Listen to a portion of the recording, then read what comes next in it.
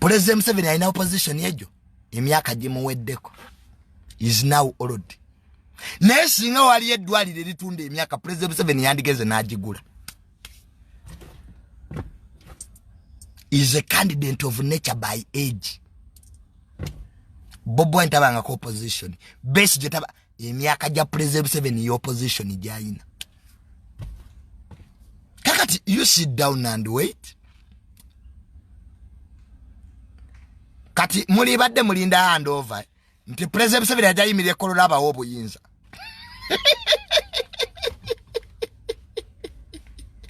Namwe bana Uganda mwani abaloga. You expect Museveni to stand in Kolola bagay fellow Ugandans have now stepped down. That's a lie. It's a myth. It won't happen. It won't happen. As long as President Museveni is still alive, he will be the president of this country. Can I tell it to you? Kiriyali. Muvemu ebyekisiru byembalabamu. Abasajja batufuze 40 years. 40 years. Omusajja yakatufuga emyaka 4. President Museveni waba yakwata obuyinza ngo ine emyaka 12. Olwaleero oyina emyaka 52.